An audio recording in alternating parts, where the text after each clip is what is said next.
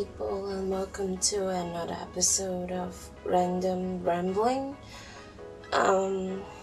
Well, this is a day late, and actually this is the second attempt I made for this very video, and you see why.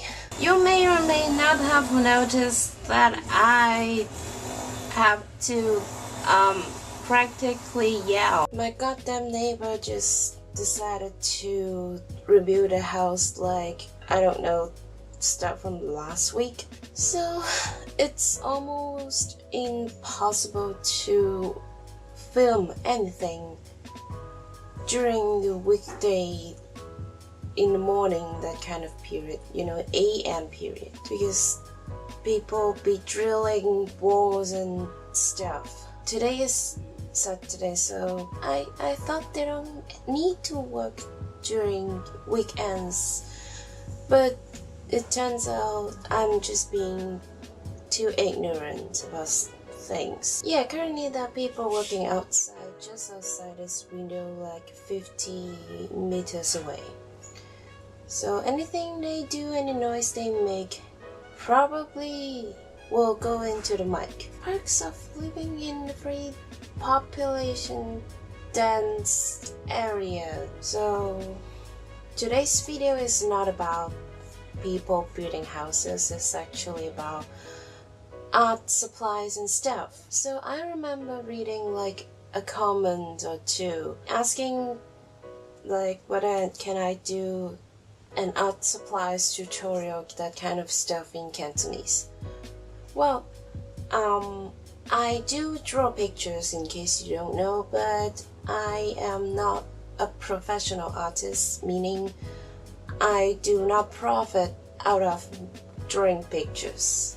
It's more like, I'm more like a hobbyist, so I don't think I am educated enough to teach you about art supplies or art related knowledge.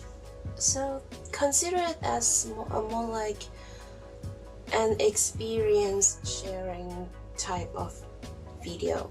Okay, so yeah, we're talking about pens and papers pretty much, and let's start with papers, shall we?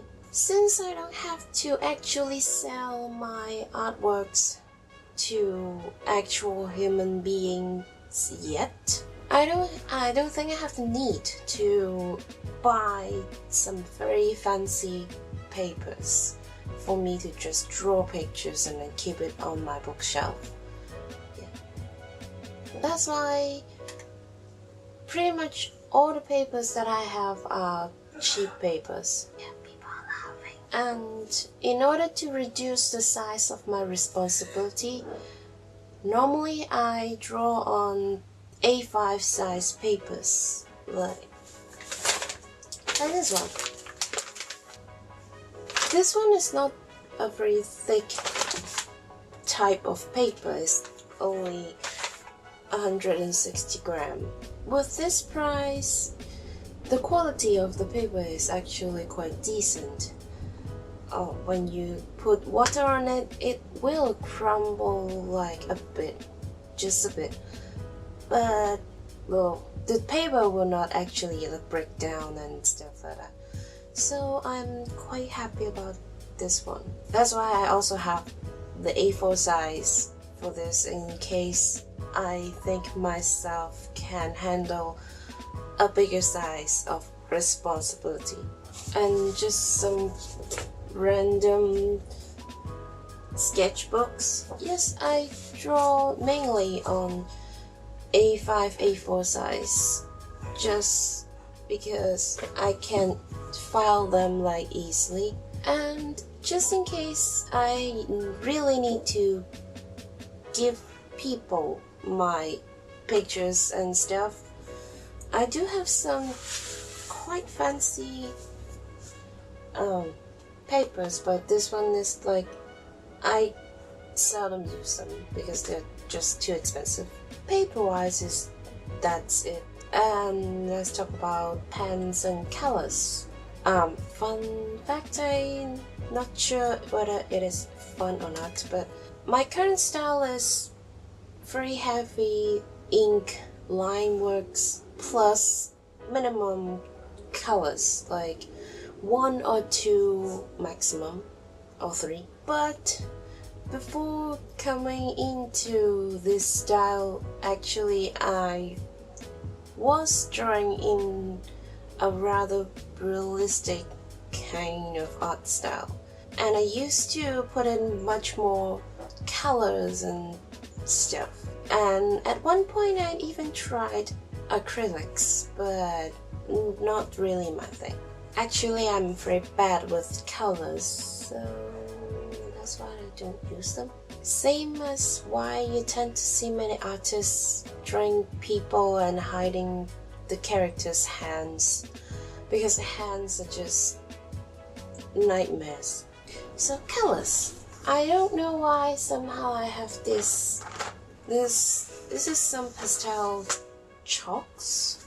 I don't really draw with them. I just use like scissors or knives to scrap some powders out of them and then sort of create a smoke-like effect on my pictures, but the effect is not very visible. That's why recently I just stopped using chalks. This one is I bought when I was in the transition between using watercolors and using line works is watercolors. And this one is quite special. You can see if you can read Chinese characters, it says 水粉畫顏料. In fact, this one is more pigmented than the other one, the other watercolor one. And I don't know what that is in English. Maybe I will look it up like during the editing part. But currently I don't know what that's called in the English. And apparently you can just use water to wash the whole picture if you don't like it. That is, if the paper itself can undo the washing part. So move on to the very last but very important color that I use up to this point, that is, yay, this. But I don't use color pencils to color. I use them for sketching.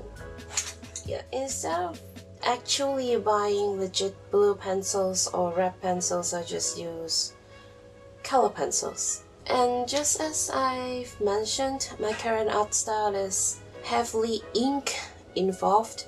Let's move on to the ink part and pens. So for actual line works, I use some pens called fine liners. And fine liners comes with different sizes. I'm talking about the tips. Yeah, I have 3 of them only. They are the 0.3, 0.1 and 0.5 ones. They're good. I love them. On top of that, I also have something with a brush tip.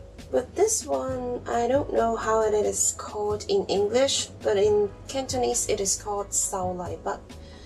And normally it is used for Chinese calligraphy. Brush tip gives you the control of the thickness of your lines, so pretty cool. But like sometimes I just use actual brushes. Depends on how fancy I'm feeling on that day. And also this baby. And move on to some inks. This is my current favorite. It is a Winsor Newton Indian ink. So the best thing about Indian ink is it is black enough. Well, that sounds kind of crazy and slightly racist, but not all the blacks are black enough when it comes to drawing. Sometimes some blacks are just too gray or too purple or to green. Another favorite of mine is this little guy here, also from Winsor & Newton, but it's a calligraphy ink and it's red. Other than the two ink, I also have two watercolor pens, and these two are very convenient because you don't have to actually open a tube of color and then squeeze them out, mix with water, realize you have mixed in too much water and your life is screwed. You can just use this one directly, which is very good for lazy people like me. Other than experience sharing, if you're interested in the Cantonese, maybe we can go through the terms like once now. So 畫紙 is the paper that you draw on, and when many 畫紙 combined into a book, it becomes 畫簿, because 簿 is booklet in Cantonese. And in terms of pen, first of all is 筆, so pen that you draw is called 畫筆. The fine liners are used in Cantonese is called 針筆. Literally, 針筆 means needle pen. Brushes in Cantonese is called 掃, but we don't call them 畫掃, we just use 畫筆 to refer to the brushes as well. And ink is called 墨. Well, what did I say as well? Yeah, calligraphy. Calligraphy is 書法, and colors are 顏色, or the actual tube of colors is called 顏料. Coloring materials, and watercolors is called 水彩. Literally, water is 水, color is 彩, a fancier way for referring to colors in Cantonese. And color pencils, since pencils are made of wood, so in Cantonese, color pencils are called 木顏色. So I guess that is a wrap for this video. Thank you so much for watching, and thank you for the guys outside to not drilling walls. Leave a like down below if you find it enjoyable, useful, and stuff like that. Leave a comment down below if you have anything you want to ask or say. Subscribe to this channel if you, I don't know, want more Cantonese tutorial, this kind of random vlog thingy, or time-lapse drawing. Also, maybe hit that bell notification stuff thing button so that you can see my face whenever I upload. And I'll see you in next video. Bye! I just realized I talked quite fast in that part. And yeah.